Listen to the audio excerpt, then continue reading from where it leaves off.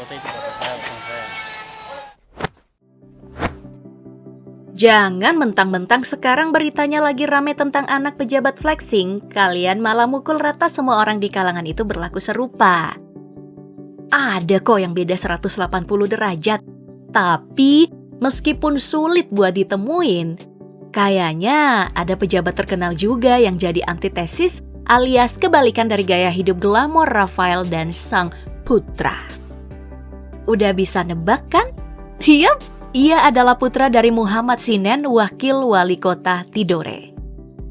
Pria bernama lengkap Rafdi Marajabesi ini ogah buat menikmati segala fasilitas yang orang tuanya punya. Bahkan doi gak malu buat jadi kuli bangunan, meski di saat yang bersamaan sang ayah merupakan pemimpin daerah di kabupaten tersebut.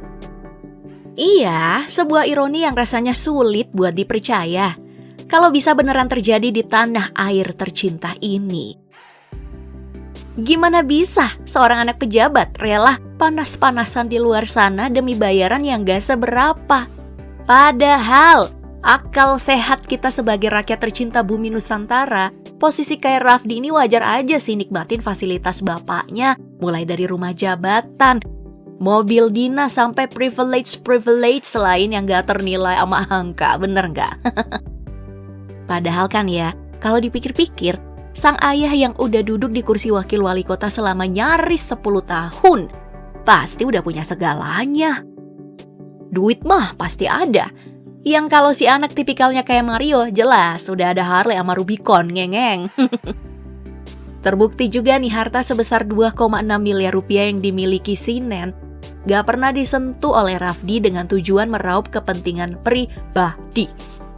Padahal, dalam rincian kekayaan milik Shinen ada 3 unit mobil loh yang bisa dipakai kemana aja sama Rafdi. Emang sih, bukan mobil-mobil mewah yang harganya miliaran kayak Jeep Wrangler Rubicon dan semacamnya. Tapi minimal ada lah. Contohnya kayak Toyota Hilux Double Cabin yang keluar di tahun 2012 ini. Biar kata sebagian orang awam bilang ini mobil pick up, tapi kalau didandanin dengan proper pasti kece juga lah stance-nya. Capable pula di medan berat. Rasanya duit 500 jutaan emang pantas buat memboyong mobil ini ke garasi. Selain itu, ada Toyota Vios lansiran tahun 2010 yang ditaksir bernilai 180 jutaan. Gak ketinggalan, kuda perang yang dimiliki sejuta umat, Toyota Avanza tahun 2008 yang dinilai cuma 80 jutaan rupiah. Mungkin gaya hidup Rafdi juga dipengaruhi sama sang ayah. Wakil wali kota loh ini, naiknya cuma Vios sama Avanza. Di luar dari kendaraan roda 4 tersebut, masih ada speedboat yang nilainya sekitar 40 jutaan rupiah. Begitu pula dengan properti yang meskipun tersebar di 5 titik di wilayah kota Tidore, namun nilainya nggak gimana-gimana amat. Paling gede cuma tanah beserta bangunan di atasnya seluas 3.800 meter persegi, yang nilainya 500 juta rupiah. Kas dan setara kasnya juga nggak begitu gede, cuman ya sekitar 840 juta rupiah. Walaupun punya simpanan, tapi Rafdi bersaudara dibiasakan untuk berjuang secara mandiri, termasuk untuk penghidupan mereka masing-masing. Rafdi sendiri berprofesi sebagai kuli bangunan sejak dirinya masih duduk di bangku SMA. Padahal ya bokapnya udah jadi wakil wali kota loh. Gak jarang ada pihak yang malah mencibir aksinya karena dituding cari muka di hadapan media atau menyia-nyiakan kesempatan untuk hidup enak. Serba salah ya hidup di bumi ini. Tapi ia tetap memegang pendiriannya sejak awal yang ditanamkan oleh sang ayah sejak usia dini, yang berpesan bahwa kehidupan itu keras nak. Kerja pun harus di bawah ke atas, dari bawah ke atas, bukan dari atas ke bawah. Itu juga mungkin jadi alasan ya, mengapa Rafdi nggak pernah diintervensi oleh orang tuanya saat memilih berprofesi sebagai kuli bangunan. Bahkan nih, Shinen diketahui sering mampir ke lokasi proyek di hari-hari senggang, seperti seorang ayah pada umumnya. Wah, gokil sih ini. Kunjungan itu sekaligus mematahkan stigma yang sempat beredar kalau Rafdi dan Shinen sama-sama nggak berhubungan baik. Sampai-sampai Rafdi diusir dan harus berjuang sendirian. Oh hahaha. Mulut netizen emang kadang pedes amat ya.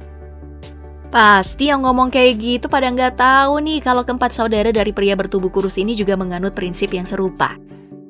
Nih si kakak pertama misalnya, yang cuman berprofesi sebagai pegawai honor di salah satu rumah sakit di Tidore.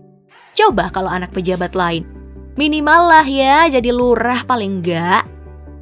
Mungkin Sinen sebagai orang tua cuman menerapkan apa yang ia alami di hidupnya. Pria kelahiran 14 Februari 1969 ini mengaku telah ditinggal pergi ayahnya sejak dirinya masih mengenyam bangku sekolah dasar. Tapi, dari penelusuran kita, alumni Universitas Nuku ini gak punya track record sebelum terjun ke kerasnya dunia politik. Tercatat, Sinen adalah wakil rakyat di DPRD Kota Tidore Kepulauan sejak tahun 2004. Kemudian kembali melenggang mulus ke kursi anggota dewan di pemilu 2009, serta di tahun 2014. Tapi nih, belum sampai setahun menduduki jabatan di periode ketiganya, politikus Partai PDI Perjuangan ini memilih mundur demi mencalonkan diri sebagai wakil wali kota Tidore, mendampingi Ali Ibrahim yang juga merupakan politisi senior PDIP. Gak seperti pasangan-pasangan kepala daerah lain yang cuman akur satu periode nih, pasangan Ibrahim dan Sinen sampai melanjutkan sinergi mereka di periode kedua. Gak kayak yang biasa kita temuin ya, si wakil tiba-tiba mencalonkan sebagai 01 di periode berikutnya. Oke lah, kita balik lagi ke Rafdi.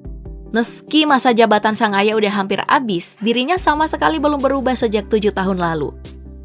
Ia dan sang istri masih hidup sederhana, sebagai keluarga kecil yang menikmati setiap sen hasil keringatnya sendiri, tanpa campur tangan wewenang dan kuasa orang tuanya.